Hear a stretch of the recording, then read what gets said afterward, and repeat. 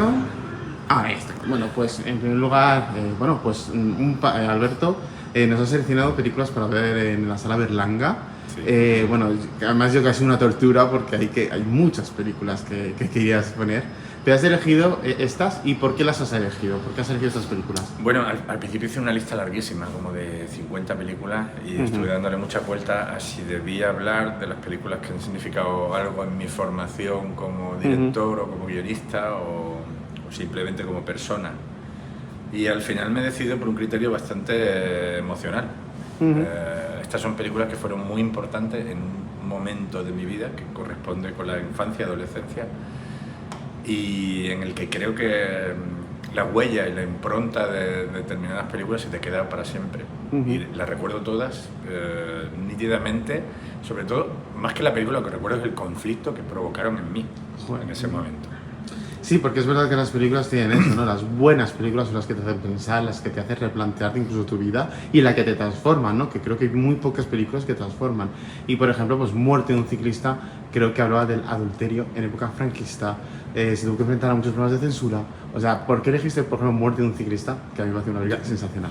De una manera intuitiva, porque cuando la vi, que la vi, recuerdo, en casa de mis abuelos, que tenían una televisión, bueno, más pequeña que casi que cualquier ordenador personal,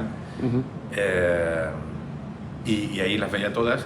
Cuando la vi me quedé completamente impresionado con, sobre todo, la turbiedad de la historia. Yo sabía que había algo que no entendía, porque era muy pequeño, tendría 10 años, 8 o algo así, y había algo en ese mundo de adultos que se me escapaba. También en la España de finales de los 70, entonces había algo que afortunadamente estaba avanzando a toda velocidad, pero sabía que había algo que quedaba ahí que no se había arreglado todavía. Es extraño. Luego, claro, ya La vida adulto es una película maravillosa, y yo creo además que la figura de Bardem hay que reivindicarla siempre. Sí, totalmente, porque fue un director que se enfrentó a muchísimas cosas. Pero también, fíjate, un director de la época moderna como Matteo Garrone con Gomorra también se tuvo que enfrentar a Amenaza, que también la has elegido en este ciclo. Sí, porque curiosamente al final me salió una lista muy rara en la que había tres películas dos películas de ciencia ficción, y me parecía extraño no estar hablando del otro cine que me gusta. Yo creo que el cine, claramente, desde que nace, tiene las dos vocaciones. O sea, Méliès y Lumière se repiten cíclicamente: el cine más documental, el cine que habla más de la realidad, el cine que se abstrae completamente de la realidad y habla de otra cosa, ¿no? Y en cierto modo pensé, hay que representar las dos, pero también algo en la actualidad. Y por eso elegí Gomorra, porque probablemente es de las películas de los últimos años que más me ha impresionado. Me parece maravillosa. Es maravilloso, es una película que además te deja huella y habla de eso. Y tuvo que soportar también una censura bastante heavy, pero de parte de, no de las instituciones, sino de la gente y de la guerra que se estaba viviendo en ese momento, de todo. De todo, vamos, que Saviano creo que sigue teniendo problemas para por tener una vida libre. No, es complicado, pero ese tipo de cine que denuncia, valiente, que en el fondo está un poco en todas, el mensaje, pero creo que tiene su valor, y en este caso esa bofetada tan directa que supone Gomorra me parecía valiosísima. Hoy has presentado Blade Runner, ¿no? Bueno, el miércoles 8 presentas Blade Runner, el miércoles 8 de noviembre. Hoy es miércoles, bueno, mira cómo estoy. Sí, por eso que lo estaba yo. Bueno, hoy presentas Blade Runner, has presentado Blade Runner. También es una película adelantada a su tiempo, es una película que habla de lo que está pasando hoy incluso con la inteligencia artificial y tal. Ridley Scott se atrevió también a ser un pionero en ese sentido. ¿Por qué has elegido Blade Runner para presentarla? Bueno, por muchos motivos. El primero, porque fue una película que vi siendo adolescente, los 80, mediados de los 80, y que me pareció el sumum de la modernidad. O sea, en su momento me parecía que hablaba de un futuro complejísimo. Es una película llena de mitos por completo, que va desarrollando, pues yo qué sé, desde el mito del creador, desde Frankenstein hasta Prometeo, en fin, muchas cosas, bueno, estos son los mismos.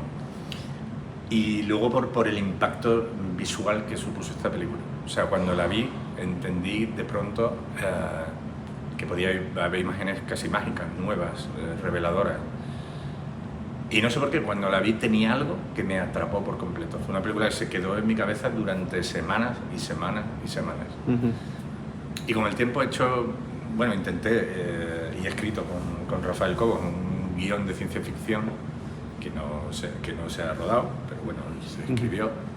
Y leí mucho a Philip K. Dick y creo que concentra y condensa muy bien todo el universo, no de la novela que adapta únicamente, sino de todo Philip K. Dick, incluso de esa especie de paranoia universal que tiene con que la realidad no es exactamente como te la han contado. Es muy interesante. A mí la película me parece que es una adaptación fantástica de un cuento que está un poco por debajo, o sea, de una novela que está un poco por debajo de lo que es la película al final. Fíjate, ¿no? Una adaptación que fue más famosa que la novela, fíjate, que muchas veces dicen de los libros, ¿no? Que son superiores mejores que las películas, pero bueno, fíjate en este caso, Blade Runner. Sí, bueno, en realidad hay unas cuantas que son muy famosas gracias a las adaptaciones, ¿no? Pero en el caso de Philip K. Dick creo que es una figura que se ha ido reivindicando y valorando con el tiempo, y tiene una mente bastante preclara. La película, aunque en cierto sentido probablemente sufre el paso del tiempo, en el fondo el tema del que está hablando y parte de los problemas que presenta son completamente actuales. De hecho, creo que ya ha pasado el año en el que está ambientada. Sí, ya pasó. Y los coches no vuelan, pero parte de los problemas están ahí. Están ahí. Y si no, van a estarlo en breve. Efectivamente. Y una de las películas que seguramente veré será El pequeño salvaje de François Truffaut. Truffaut siempre tiene esa cosa de que a los cineastas siempre nos influencia de alguna manera. Yo veo una película de Truffaut y me influencia a la hora de escribir. No sé si a ti te me pasó lo mismo y por eso la elegiste. Supongo que sí. Esta película también la vi de muy pequeño. De hecho, me identificaba mucho con el... No entendía que o sea, entendía el proceso de reeducación o de educación que se lleva con Víctor, con el pequeño salvaje, pero me costaba muchísimo aceptar que eso tenía que ver con la escuela a la que yo iba, porque la vi realmente pequeño. Y fue una película que me provocó un montón de contradicciones. Yo creo que al final Truffaut es un humanista y siempre sacas algo no lo puede evitar. Hay algo excesivamente personal y humano en todo lo que hace. Y esta es una película muy interesante, no solo porque habla de la educación, habla también de lo distinto. Habla del ser humano puro, virgen, de la naturaleza y de la civilización. Habla de muchas cosas en un relato tan sencillo que me parece una obra cumbre, y luego tiene esa parte, ese componente personal de cuando la vi que no la puedo olvidar. El placer del salvaje cada vez que bebe agua o mira la vela, me parece la música de Vivaldi, en fin, suma tantas cosas, muy bonitas la película. Sí. Yo tengo que reconocer que la mujer de al lado es la que me hizo cataclismo el cerebro. Es que tiene muchas, la mujer de al lado sí, y probablemente los 400 golpes. Hombre, la podía haber elegido. O Jules Jim. Puta pasada. Sí. Sí. No, sí. No, por supuesto, es que hay muchas películas, pero es que yo no sé qué podría hacer. Claro, es que es muy difícil. Era como decir, no puedo dejar de hablar de la nueva ola, porque me interesa tanto. O sea, ese cine combativo, podía haber elegido a lo mejor algo del neorrealismo italiano, que se ha quedado fuera, y que podría haber elegido también perfectamente. Pero bueno, son 5 películas y la que nos falta es La invasión de los ultracuerpos, ciencia ficción, que bueno, que es una película... Esa es la otra que no he visto, así que no sé, esta película, ¿por qué habría que verla? Esta es la versión de Philip Kaufman, sí. Que está muy bien, pero yo la que recuerdo más nítidamente es la de Don Siegel, que recuerdo además que entonces había en la televisión unos rombos que si mis abuelos veían que estaban ahí no me dejaban ver la película. Entonces yo trataba de ponerme a hacer alguna cosa, algo delante de la televisión para que, a ver si... Y esta recuerdo que me parece que tenía 1, no tenía 2, entonces me dijeron, bueno, la puedes ver. Entonces me dejaron verla y fue terrorífico. Recuerdo el miedo durante semanas, porque la primera, que es de Don Siegel, es una película escalofriante, sobre todo para un niño. O sea, pensar que todos los que te rodean pueden no ser tus familiares directamente, la desconfianza que sembró en mí durante un tiempo fue interesante. Luego me parece una película redonda, que Totalmente. contenta a gente que simplemente quiere ver una película de ciencia ficción y contenta también a gente que intenta ir un poco más allá. Claro. Cuando realmente empiezas a escarbar y te das cuenta de todo lo que suponía el momento histórico en el que está hecho la película, en los años 50.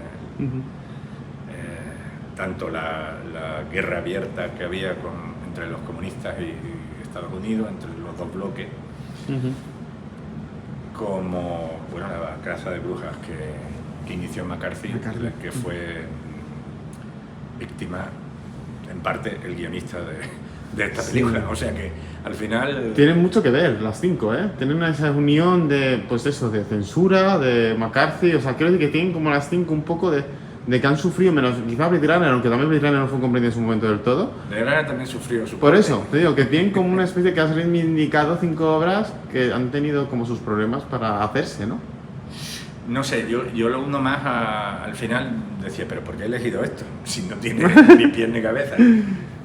Pero me dejé llevar un poco por las sensaciones que me provocaron las películas en su día, por tratar de ser honesto. Claro. Y pensé, ¿cuáles son las que más me han marcado? Probablemente estas, durante mi infancia y mi adolescencia, son las películas que más me han marcado.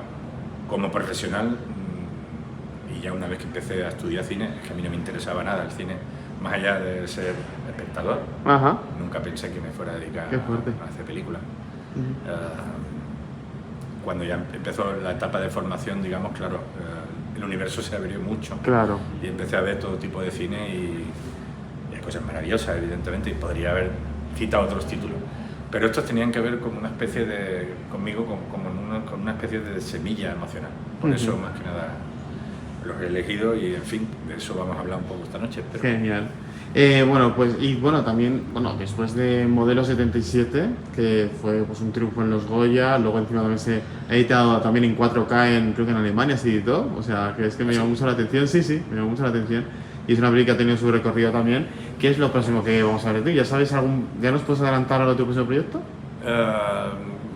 Me falta un poquito. Falta un poquito, ¿no? Falta un poquito para poder, pero creo que sobre enero o febrero ya pues estoy escribiendo una película. Ajá. Que espero se ruede la primavera del año que viene y la verdad que muy ilusionado, con ganas de hacer algo distinto también y cambiar un poco de aire. También hay que tener en cuenta que llevamos atrapados en una especie de bucle gigantesco de época, desde que hicimos Grupo 7. Sí, es verdad, ¿eh? No El hombre de las 1000 caras, Grupo 7, 7 vir... Bueno, esa era la que... No, esa es anterior. Es anterior, pero... La Isla Mínima, Grupo 7, sí. El hombre de las 1000 caras y Modelo son 4 películas de época. Y luego hice una serie en el siglo XVI. La peste. Y un capítulo de una serie Apagón en un futuro. Ah, es cierto, lo vi. Sí, o sea, no he podido volver a la actualidad y me apetece mucho. Y te apetece volver a la actualidad, sí, ¿no? Mucho. Bueno, pues puede ser un muy buen punto de partida. Pues Alberto, veremos las pelis, muchas gracias por programarlas y bueno, a seguir viendo cine, que es lo importante. Gracias a vosotros y lo que has dicho, a seguir viendo cine. Gracias.